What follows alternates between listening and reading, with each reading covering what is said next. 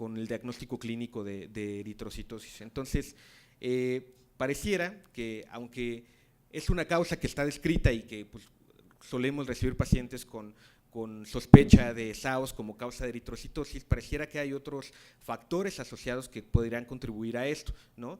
Hay que descartar obviamente que los pacientes no tengan algún tipo de neumopatía crónica, de EPOC, que no tengan hipoventilación por obesidad, consumo de tabaco, etcétera, y pues se suele hacer, además del estudio polisomnográfico, referencia para otros tipos de estudios, ¿no? Obviamente espirometría, gasometría y demás, que nos permitan abordar de una mejor manera cuál es la causa o el mecanismo en este grupo de pacientes. Con respecto al estado protrombótico, pues bueno, se sabe que el SAOS y las patologías que normalmente acompañan al SAOS, como la obesidad, la diabetes, el riesgo metabólico, causan una disfunción endotelial y una inflamación crónica que a largo plazo, pues como comentaba, va a modificar su riesgo cardiovascular. Algunos estudios sugieren o han mostrado que algunas sustancias protrombóticas o que se han asociado a riesgo protrombótico, como el factor tisular soluble o el inhibidor de activador de plasminógeno 1, que bueno, también se observan en pacientes con cáncer y con síndrome metabólico y demás, están elevados en pacientes con SAOS. Incluso marcadores que sugieren actividad de la fibrina también se encuentran elevados en este grupo de pacientes. Este es como el estudio más grande, 220 pacientes con apnea del sueño, en los que se encontró que sus niveles de algunos factores de la coagulación y precisamente factores asociados a riesgo protrombótico estaban más elevados que en aquellos controles sanos.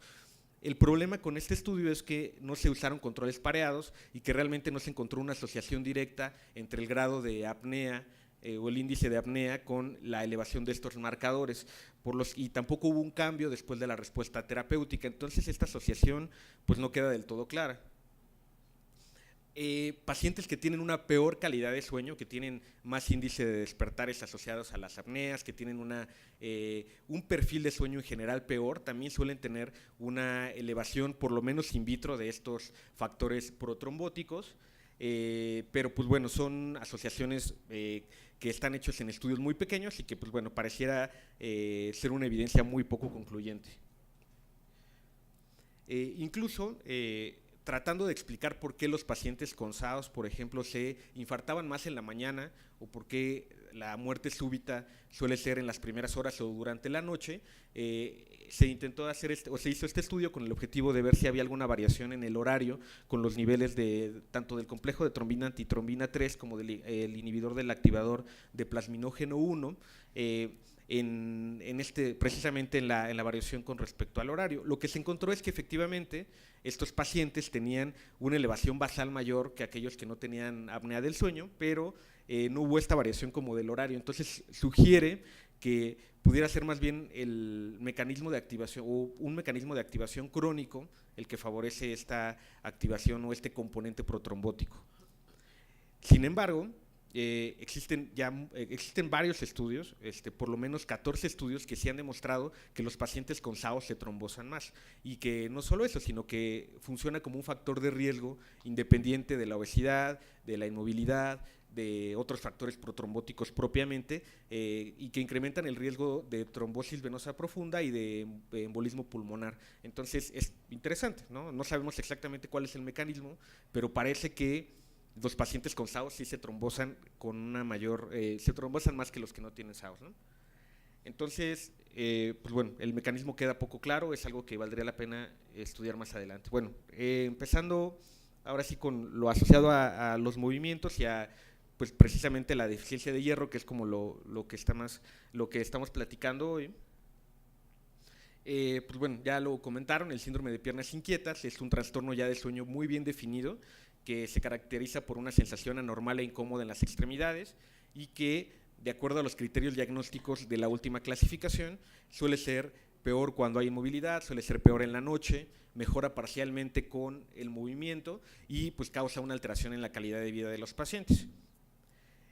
Como lo comentaron también, suele ser primario, bueno, se puede clasificar en primario o idiopático o en secundario, que es lo más frecuente, suele ser más prevalente en pacientes adultos, más en mujeres, y el caso del secundario, pues podemos ver muchas patologías, ¿no? En el caso de patología hematológica, la anemia por deficiencia de hierro, más o menos un 15 a 20% de los pacientes con anemia por deficiencia de hierro llegan a presentar este síndrome, pero pues bueno, también hay que descartar otras causas, ¿no? Metabólicas, como comentaba, uremia, alteraciones neurológicas por daño neuropático, enfermedad de Parkinson, entre otras, ¿no? Así es como se vería un estudio polisomnográfico, como se ve un estudio polisomnográfico en un paciente con síndrome de piernas inquietas. Aquí lo importante es pues, que el paciente en el estudio electroencefalográfico está despierto, obviamente, a diferencia del síndrome de movimientos periódicos de extremidades, y pues se observan los movimientos en el registro electromiográfico de extremidades, que es lo que se ve donde dice PDR y P izquierda. Esto causa pues, una mayor latencia sueño, peor calidad de sueño en general y un efecto también secundario en otras complicaciones o en otras enfermedades crónicas, como vamos a ver más adelante.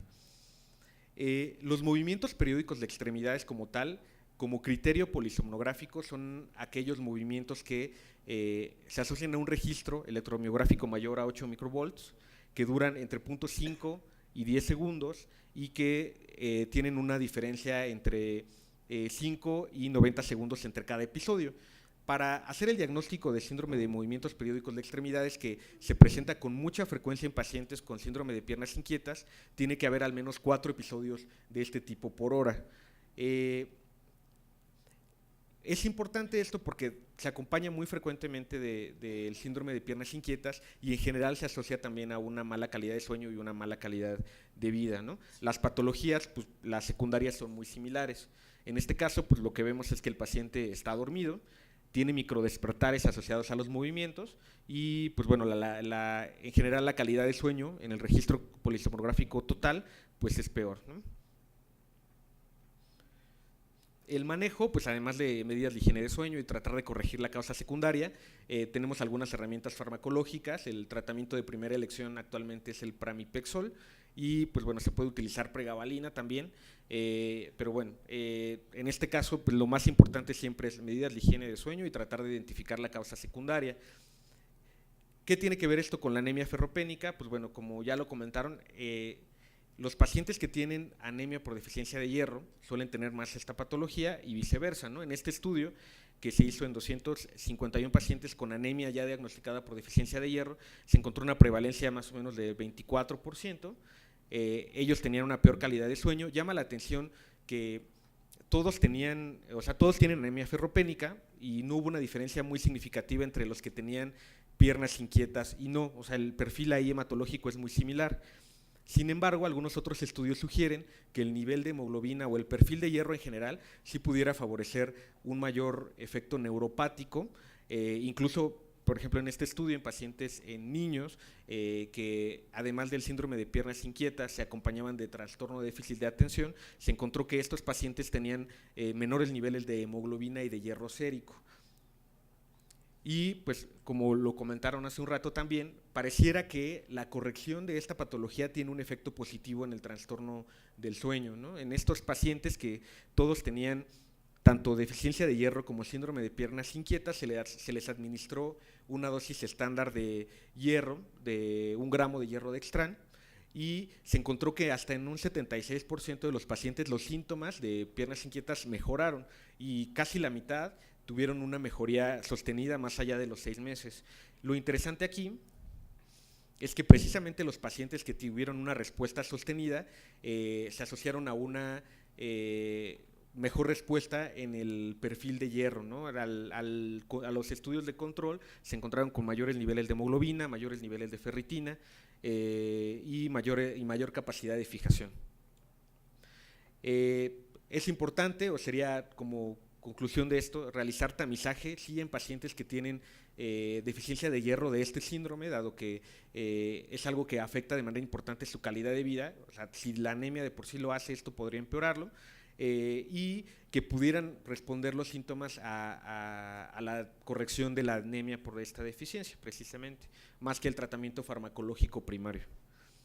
Y finalmente, unas cuantas diapositivas sobre la asociación que puede haber entre algunas hemoglobinopatías y los trastornos de sueño. En este caso, se ha encontrado que específicamente los pacientes con anemia drepanocítica suelen tener una mayor o una peor calidad de sueño y peor calidad de vida en general que pacientes que no la padecen. En este estudio, que utilizó solamente cuestionarios para valorar la calidad de sueño y un probable trastorno ansioso depresivo, se encontró que los pacientes con este subtipo de hemoglobinopatía, el 71% tenían algún tipo de trastorno de sueño, y de ellos más o menos el 20% tenían asociación a un trastorno depresivo. Llama la atención que de hecho correlacionan la alteración del sueño con el trastorno depresivo.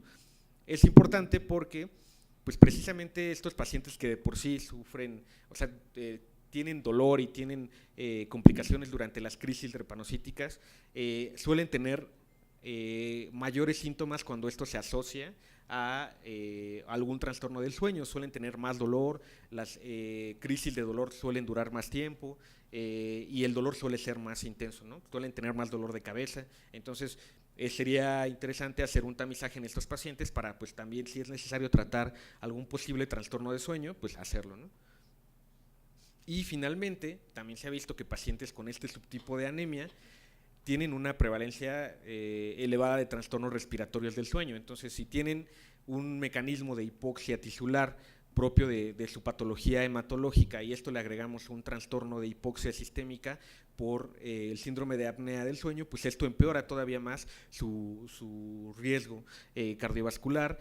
Se ha visto que hay más asociación a disfunción del ventrículo izquierdo, mayor riesgo de hipertensión arterial pulmonar, mayor riesgo de infarto, de EBCs, etcétera.